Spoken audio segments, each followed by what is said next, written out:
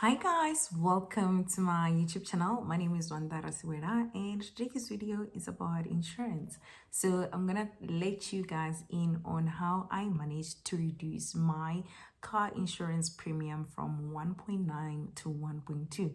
Okay, so before we can get there, I would also like to talk about factors that influence your premium, and then I'll tell my story towards the end. Okay, so when we go about this video, guys, be mindful that the goal of this exercise is not necessarily for you to just decrease your premium, but is to make sure that you have the best possible cover for the premium in which you can afford. So in your negotiation of your premium, please do not compromise some of the cover that you had for the sake of the premium or lowering of your premium. Okay, just make sure that you use maybe the changes in your risk profile just to make sure that you get that decrease on your premium instead of jeopardizing some of the covers, because trust me, we have insurance for a reason. Certain things can happen, and when they do happen, you need to be on the safe side. Okay,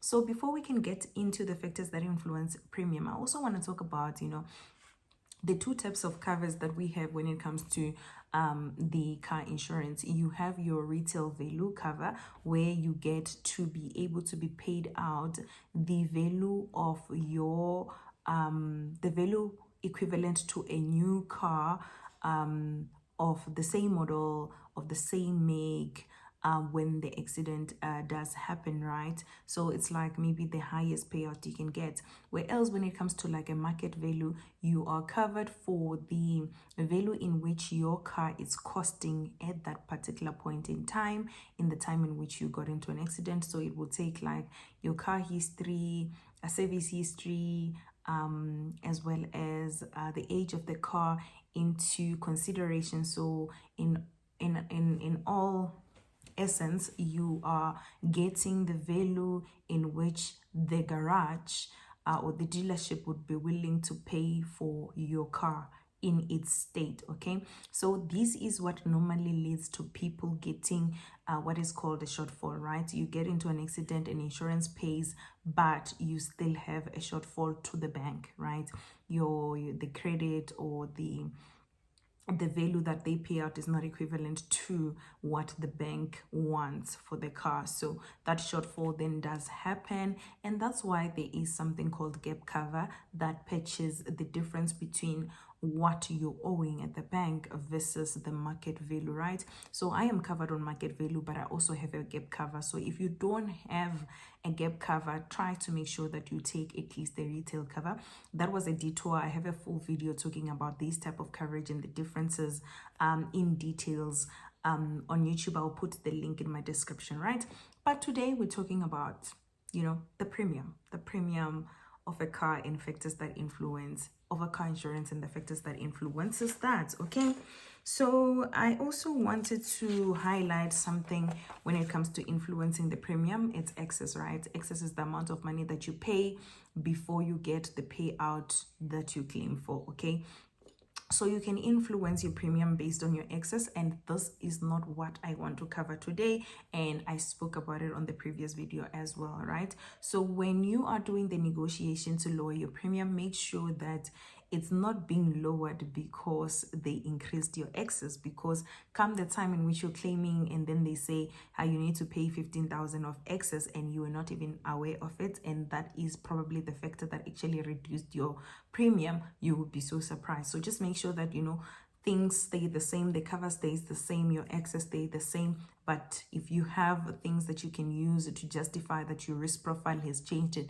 for better, then use that to negotiate your premium. Yeah, also give insurance people correct information, guys. Tell them the truth, because in time of claiming, if they find that there is some discrepancies between the information you provided versus your setup, then they will find a reason to reject your claim. So just try to make sure that you are as honest as you can be when it comes to your personal details and the circumstances that surrounds the cover that you're looking for, so that when you claim, it's not out of the pocket. Okay, so now let's get into the factors that influence your that influences your premium on car insurance. Number one, it is the type of car you drive. I'm sure in South Africa we're all aware of this. You know, if you drive a VW, if you drive Polo, if you drive a Hilux, you're probably like at a much more higher risk than someone who drives like a young Volvo. Yeah. So I've heard in the news one day when I was coming back from work that in one weekend there were 15 Hiluxes that were stolen in South Africa. That's a lot, right? So if you're buying a car that is considered a high risk in terms of theft, then your premium is most likely, to be higher as well. So that's one factor that will determine your premium. And also the age of your car and how much it is worth at that time. Okay, so how old the car is. So when a car is worth more, the insurance is most likely to pay more to pay up for your car, whether it's retail or market value. If it's a newer model, they probably will pay more for this car, right? So one tip before I continue, just make sure that when you're doing a car insurance look or search, you do as many quotations as possible. 3 maybe it's fine, minimum. That will allow you to actually compare and make sure that things like covers that they're offering are the same and excess are the same, so that you're able to compare apples with apples. Another factor that I highlighted is the driving history, right? So whether you've had an accident before or not. So somehow these people believe that if you've had an accident, you're a high risk, you're most likely going to get into an accident again. Hence they will ask you, have you ever been into an accident before? And if they ask, guys, and you have, please tell them the truth, because if they find out that you have, then they will say they've covered you for the wrong thing. So please just make sure that your information is in alignment with what has happened. So if you've been into an accident, they will say that you are a high risk, and then they will charge you higher premium, unfortunately, even when the accident was not caused by you, right? So another point in terms of history speaks to a license. If your license is young and if you're a new driver, that means that you have no experience of driving, so you're most likely going to get into an accident. That's their thinking. I'm not sure if that's true, because I think newer drivers are more cautious and they tend to be the ones that gets hit if there's any accident that happens. But that's one thing that can put you into the higher premium spectrum. Okay, another thing is how you use your car, if it's for personal use or if it's a business use, and the frequency in which you use your car, because of course the more you use your car, the most likely you are exposed, or the probability and chances of you getting into an accident are higher, so therefore you would be charged a higher premium. So tell the truth. If you use your car for business, cover it for business, because if you say you use it for personal and they find out that this was actually being used for business, then your claim will most likely get rejected. So it's better to pay for the relevant cover. Like I said, the goal is not necessarily to just pay lower premium, it's to make sure that we are covered for our circumstances. We get the best cover as possible for the premium in which we can afford, right? So another aspect that they're looking into is like the area in which you live. So of course we know that areas are not the same. Some areas are safer than others, and if you live in an area that is considered a high risk, in terms of theft, in terms of accidents, then you're most likely to fall into the higher premium spectrum. Okay, so this is how they will look into your profile, right? And also age and marital status. This I find interesting. They say that, okay, if you are like a young male, you're probably more reckless, and if you're single, you're probably more reckless.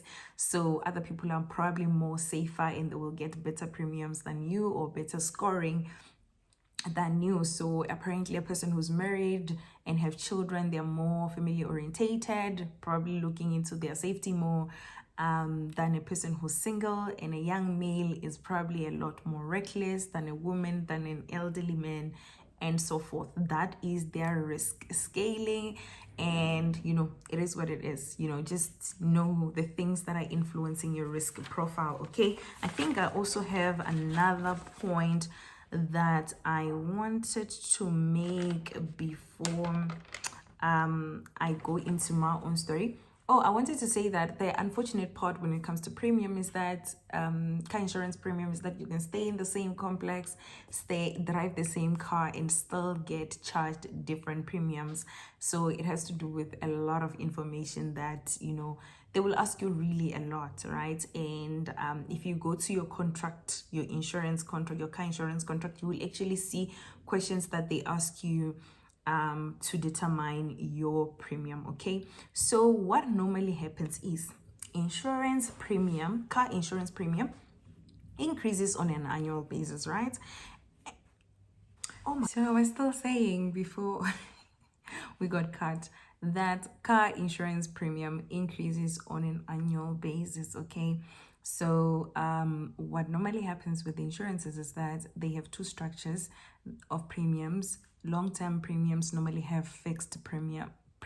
Long-term insurances normally have fixed premium, and short-term insurances normally have premiums that increases on an annual basis. Okay, and car insurance is one of the short-term insurances, and hence its premium increases annually. So apparently some of the reasons why they have the structure is so that they can cater for the inflation. So for me, this really doesn't make sense because my car is depreciating in value, so it's becoming cheaper. Why are you charging me more, right? Apparently it's for parts. Because the price of parts keeps on increasing, therefore they want to make sure that they accommodate that as well. Okay, which then makes sense. However, a lot of people, I find that they take what they're being offered as it is, right? So if you guys know how insurance work, you know that it's a stock fell that actually went to a private school. So majority of people who are good drivers actually subsidize for people who get into an accident. That's what it is, right? If you get into an accident, you realize that the premiums in which you have paid are not necessarily equivalent to the payout in which you're going to get. You're probably going to get a higher payout than the premiums that you've paid. So that means some of the money comes from the premiums that were paid by other people, right? So if you are a good driver and you are getting these increases year on year and you don't negotiate, my guy, all you're doing is compensating for people who are actually getting into an accident and getting the payout because their premium is cheaper. Because if you compare what the payout they get versus the premium they pay, then it's uncomparable, right? So they are the ones who actually are benefiting. So think about your insurance, the structure, and how it has evolved. All these factors that we have discussed, think about how they have become better for you in a way that you can negotiate your premium. I have managed to negotiate my premium to remain the same year on year without increasing, right? And one of the reasons that I used to say is that I'm getting better. You guys, when I started getting this insurance, you said I was a new driver. My license was young. Now my license is a year older and I'm becoming a better driver, so I used to use that analogy to negotiate my cover to remain the same. But this year something happened. I actually negotiated it down. So my premium was actually 1.6, right? And then I get an email, they say, okay, my premium has increased to 1.9. I was like, what? 30% increase? What? Why? I actually called them. Actually, I started by calling another insurer and I asked for a quotation and they gave me a better quote. And I kind of had an idea of where I want my premium to be based on, that quote that I did. Okay, so I called them and I told them, hi guys, I'm not happy with what you guys are doing. And I want to negotiate my premium to be lower. And they asked me why. I actually, to be honest, I read my contract to figure out where can I find, areas where my risk has become better. So right when my car was new, I got into an accident and that made my premium to be high, right? And because of that, I'm like, no, this has happened like 3 years ago. That means this accident should not exist in my profile anymore. Sorry about that. And also I'm becoming a better driver and so forth and so forth. And they managed to move it from that 1.9, which it was supposed to 1.2. So I'm going to read you the reasons according to them of why they actually renegotiated my premium, because they will also send you an email and say the new premium is based on, and then they will give you few pointers, right? This will actually just allow you to see those factors that I was talking about that influences your premium, or some of the things that they consider. Okay, I'm just opening my contract now. Got it just opened. So they said that, okay, depreciation of the vehicle value, we spoke about that. They said replacement cost of vehicle parts due to weakening of the exchange rate. I don't understand it. They said increase in labor cost associated with vehicle repair. They say any claims and premium and non-payment within the last year. Okay, this is also another point that I brought up. I said, ever since I had this car, I never skipped your payment. So really, I am a good steward to you guys. I'm a good customer. So at least they reward me. I've never skipped. So they put that as well. They say change in risk factors which influences your profile. So these are the factors that they highlighted that influence my new premium. And I moved from 1.9 to 1.2. I hope this information was insightful enough for you to go and make informed decision about your premium. Don't pay premium that you're not supposed to, but at the same time, do not push yourself to reduce premium at the expense of reducing the coverage or increasing the access. Goodbye. Just don't forget to like, comment, and subscribe. And if you watched until the end, give me a purple heart. Goodbye.